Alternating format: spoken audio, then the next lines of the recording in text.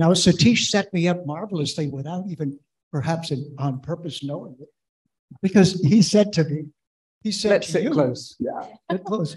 He said to you, he reminded you of what the Catholic Church did in 1452. And the Pope issued, are you ready? Something called a papal bull. Now, where I come from, that's a load of bull. Oh, that desires more than that. The Pope is full of bull. And his bull is casteism. But it's not exactly called that. It's called Catholicism. You know, our religion's better than everyone else's. We can go anywhere we want and do whatever we want to and take everything. What caste is that? That Catholicism.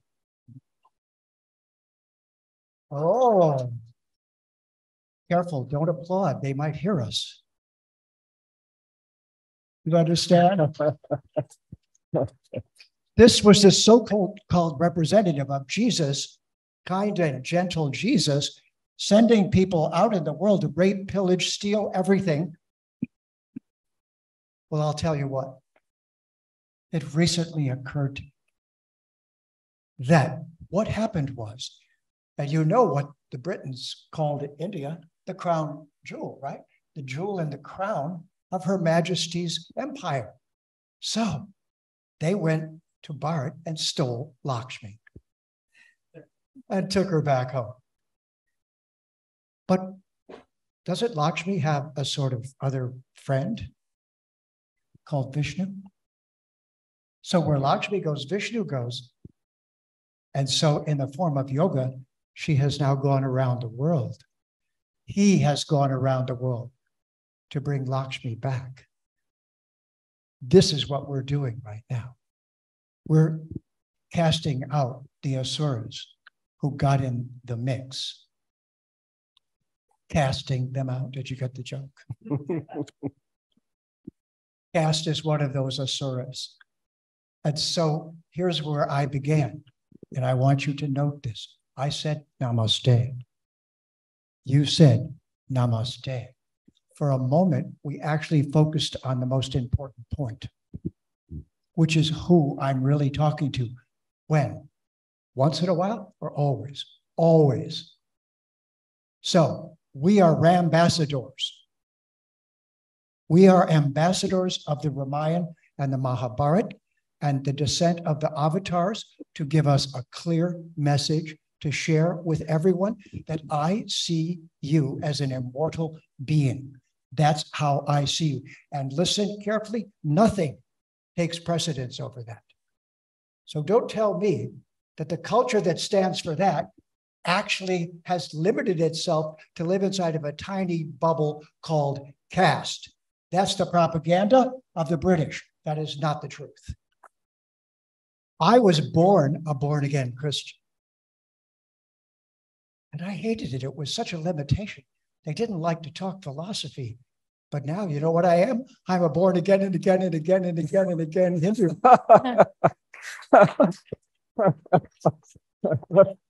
Woo! I mean, I won that one. One lifetime, one paltry little lifetime. There's a term for this in Sanskrit, duratma. A duratma creates duress. Oh, you know, Duryodhana? Mm-hmm. A duratma has a father who's, wait a minute, Dhritarashtra? Oh, I know, blinded by real estate, who steals everything through real estate in the name of democracy. But what we need is dharmocracy.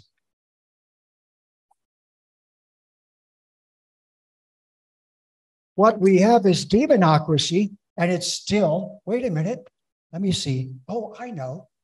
I gave it a new name. Because if it's, I mean, tell me if this is a caste. If you have billions of dollars and you pass that money on to your children, that's okay. That's not a caste. I call it casteism. Oh.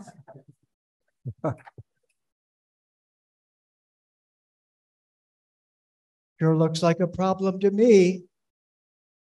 It means it's guaranteed that genetically determined idiots whose only asset is money. And wait, is that money real value? I'm old enough to remember going off the gold standard. That's paper someone printed and called money. It has no value. It has no wealth. It has nothing behind it except an empty promise.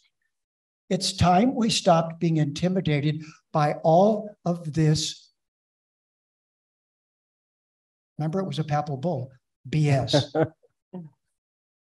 All of this BS is propaganda. It's intimidation. It's manipulation. It's the twisting of language so that we fall into its trap. So again, namaste. I see you as you really are. Now I'm going to take this to the next step because I came in from the outside. I gave up all of this as, first of all, as something I rejected because it was lies. I was just a truth teller. And I found Vedic Vidya because of that. So in this regard, this is my job with you. I just am me. I'm just someone who was born in that and said, you're all lying to me.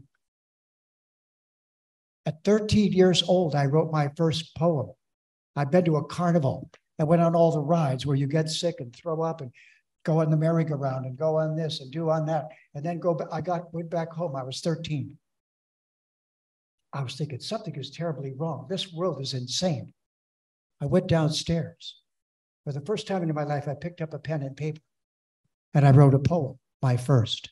And it said, life is like a carnival filled with dirty little men grubbing for pennies, offering cheap thrills to stupid people who lead empty, meaningless lives. And when I look in the mirror, I see not one person, but two, and I wonder which one is really me. 13.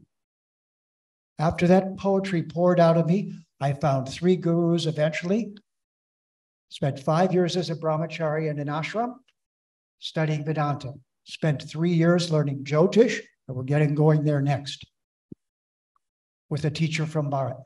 And then I studied Sanskritam under a Benares Pandit who had memorized the 4,000 grammatical rules of the Ashtadhyayi.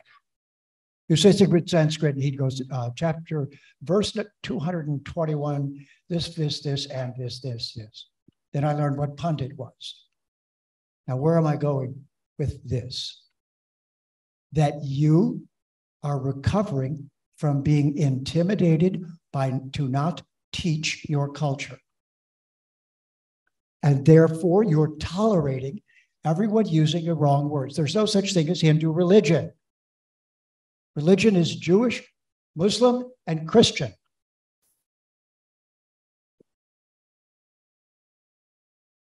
We are practitioners of the Vedic Sanatan Dharma culture.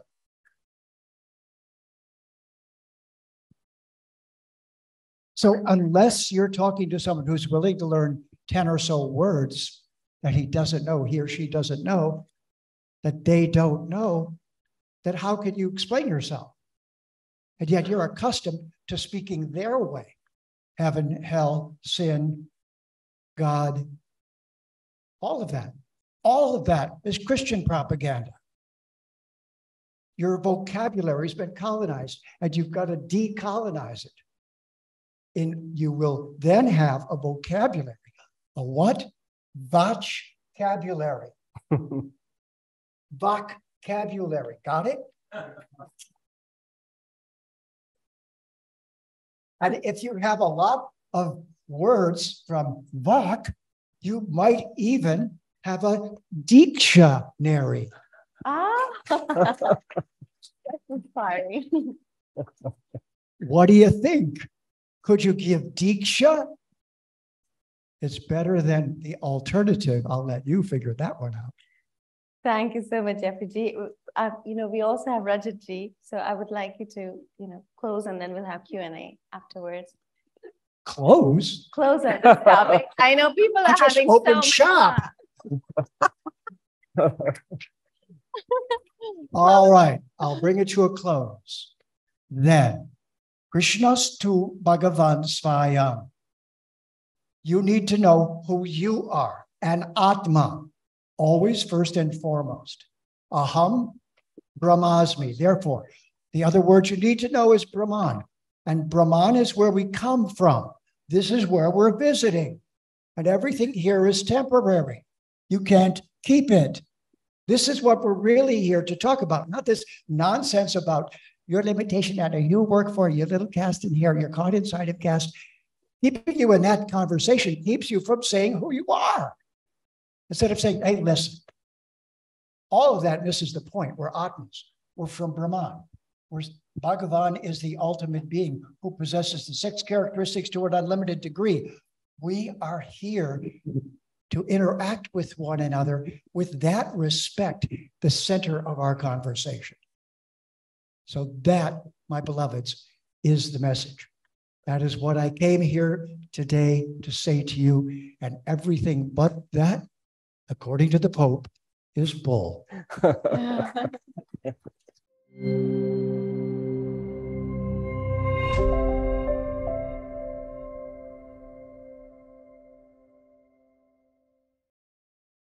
Please remember to subscribe to us and switch on the notifications for this channel.